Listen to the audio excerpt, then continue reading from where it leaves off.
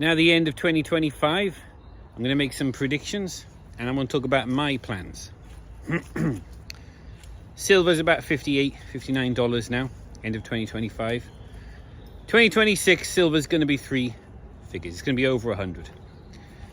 Could be over 1,000, but at that point, you're going to get force majeure. They're going to shut down all markets. Maybe they'll blame it on data centers melting down again, but they're going to shut down, they're going to default, and it's going to be chaos. We won't know what the price of silver is. You won't be able to look up what is the price of silver because force majeure, it'll be default. The free market will then set the price. If you want to buy silver, you're a buyer, and you want to persuade someone who's got silver to sell it, the free market will set the price. You'll come to an arrangement with that seller. You've got to persuade them to sell it. And I think that'll be into the three figures. In US dollars, pounds, yen. So it'll be four figures. I mean, it'll be thousands. It'll be thousands of dollars, yen, pounds. No, not yen. It'll be tens of thousands of yen.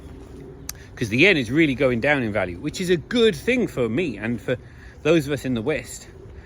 Now, a lot of people used to go to Cambodia, Vietnam, Thailand. Of course, loads of expats go to Thailand, Philippines, and all Indonesia and all these places because the Western countries, I'm talking about, America, Canada, Europe, Australia, New Zealand, these currencies go a long way and you can live like a king in these Eastern countries. They never used to apply to Japan. Japan is a fully developed nation, quite a wealthy nation. The yen has gone down so much that does apply now. You've got the best of both worlds. Because in these developing nations, your Western currencies go a long way. You can buy a meal very cheaply. You can buy accommodation so cheap and things like that.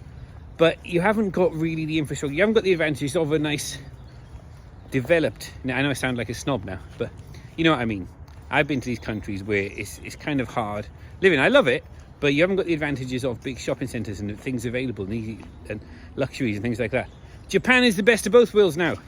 You've got the advantages of a developed nation, a fully developed nation, and the advantages of a developing nation of the cheap currency. The yen has gone down so much. So my plans are to retire to Japan. But no, that's not correct to say that. I'm going to be living in both countries. I want to have two bug out options in Britain, because that's where I'm from. If you're getting inspiration from these ideas, have a couple of bug out options in the country where you are from and you're most familiar with. For me, I've got one in a high population area and I got one in a low population area.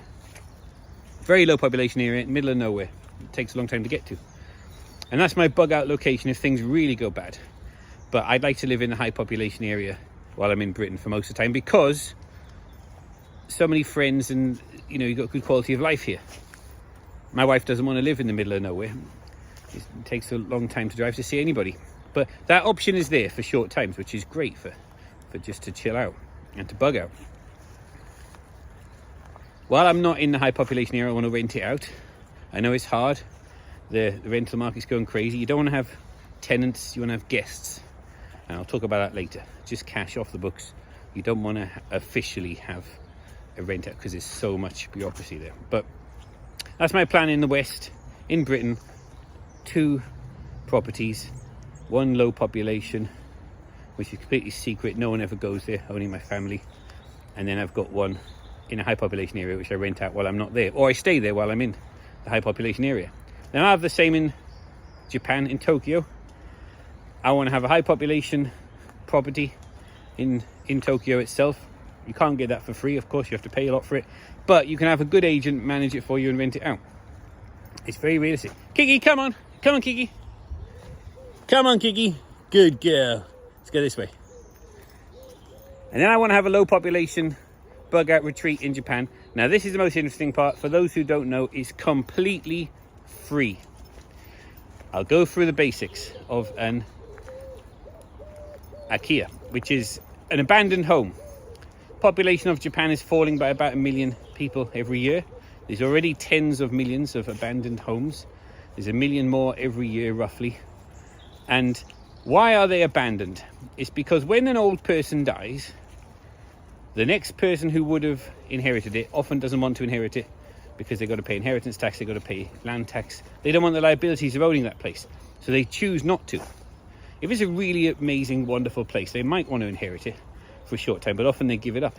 They stop paying the land tax. It goes to IKEA, which means it's government owned then. If it's abandoned, the last person has died, the last person hasn't paid the liabilities, it becomes an abandoned home, and there's tens of millions of them. Some of them are really nice.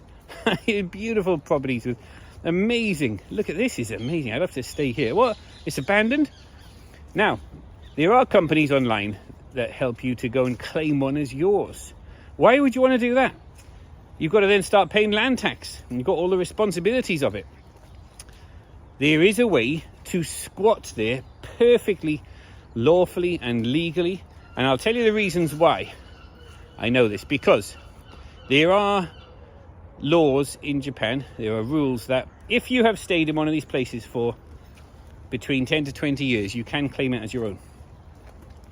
You just have to prove you've occupied it for, sometimes it's 10 years, minimum of 10 years, but might be up to 20 years. You can then claim it as your own. How did you squat there for, you had to squat there. So I propose this, and this is what we're doing.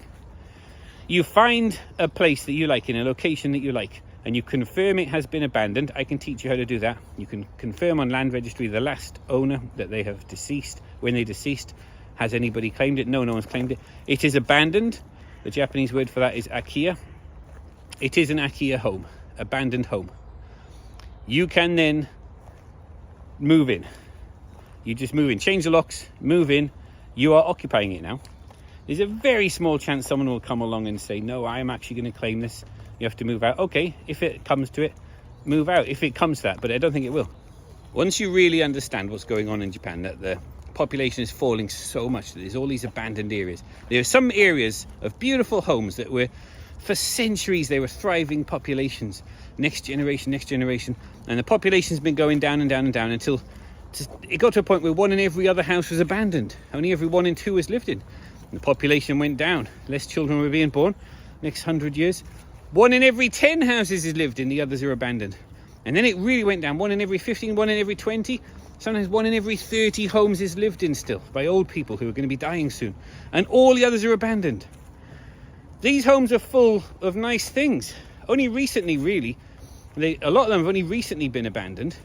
If you want a new fridge, freezer, you've got loads to choose from. Go and choose one. If you want a new sofa, a new table, nice furniture. These are all abandoned. We've been in there. Me and my son, we go IKEA hunting. And it's full of nice furniture. It's abandoned.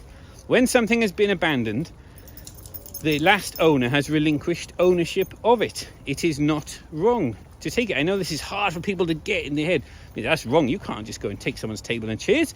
You can't do that. Well, only you can't if it's not abandoned. But if it's abandoned, and over the next 100 or 200 years, it's all just going to go to wreck and ruin, and nature's going to grow trees up through the house, then you can take it. You can get all sorts of things, all the furniture you need, anything nice you need, even clothes, nice clothes, suits, bags, shoes. You can get kimonos, nice things. So you can go and choose an empty home. I can help you with that. I've got a company, IKEA Tours, and I can help you to choose. The area we like the most is called Atami. It's about 45 minutes from center of Tokyo on a fast train. You can see Fujisan, and it's a very safe area. Safe from tsunamis. It's quite a high elevation where we go. We don't go down low, we go quite high up. Safe from earthquakes, tsunamis, mudslides. You want to think about that. Some areas on there are not safe, but you want to find a place that is safe from mudslides. It's safe from bears, because bears are a big problem in Japan now. There's no bears in that area. Bears, snakes, things like that you have to consider, because I'm talking about a low population area. There's loads and loads of homes. A lot of them were holiday homes. They were built to stand empty for quite a long time. And the last owner, you can check the last owner's deceased. No one's claimed it. It is abandoned. You can change the locks. You've got the key now. It is yours. I'd say tidy up the place. I sand down, varnish, paint, make it look nice. And search other abandoned homes for nice furniture. Now, what do you do about electricity and water? Water is on, or it's free. In that area, water is free. It's from the mountain. It's beautiful spring water from the mountain. Sometimes you even get hot water from the onsen, which is amazing. Electricity, I say it's not worth turning it on. Now you have solar panels and a battery bank. They are quite easy and straightforward. You have fold-out solar panels. If you want to leave that place, you can take them with you. Put them all on the roof. You want, I'd say 4 kilowatts or something like that. of solar panels. A bit little investment for you, but they're very cheap. And a couple of big battery banks. You have one in the kitchen to run your fridge, microwave, all those things. And you have one in the living room for your TV, your entertainment. And you have one in the bedroom. And all the lights around the house, you have LED lights with the little batteries in. You just turn them on when you go. Put the near the light switch. So don't turn electricity on, that's what I'm saying. You live off grid in your abandoned home. You can have gas if you want. There's gas bottles you can fill up. And there's two options. There's a truck that comes around. Do you want me to fill up your gas bottles? That's a bit more expensive. Or you can take your gas bottles yourself by car, fill them up yourself. For cooking, heating water, having a nice bath. All these Japanese homes have got wonderful baths. They've usually got everything there, you know. I want to really sell Japan because I think it's an amazing bug out retirement place. You can get a free home and everything in Japan. You've got the tatami floor, which is a breathable, comfortable floor to sleep on. Your tatami room. And you roll out the futons. Most of these homes we've seen, they've got nice futons in there, you know. They've been sitting there. They're not mouldy or anything, but you want to air them out, you know, clean them. Leave them outside in the sun for a while. You roll out your tatami floor. Your futon is so comfortable and so healthy sleeping like that. Wearing a nice yokata, which is Japanese evening dress, you know, like a dressing gown, yokata. And to sleep with a beautiful Japanese woman.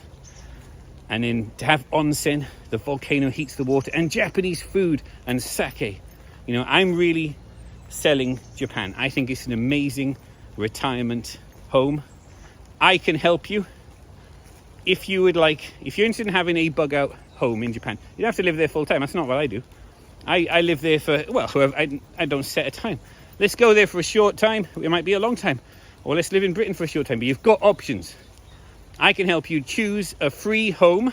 I can help you get all the furniture for free. You'll have to spend a bit of money on solar panels and things, but take them with you if you want. You want to get a nice little K car. They're very cheap. K car is super, super cheap. K car means it's got a yellow number plate.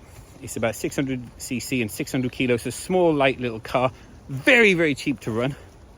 You can get Wi-Fi all over the place. All the convenience stores, they all have free Wi-Fi. You can get a nice virtual SIM card. You can use it anywhere. Anyway, if you're interested in having a bug out location in Japan, if you want to come to the same area where we are, I've got a few preppers from the West who are getting abandoned homes in this area, and we all help each other.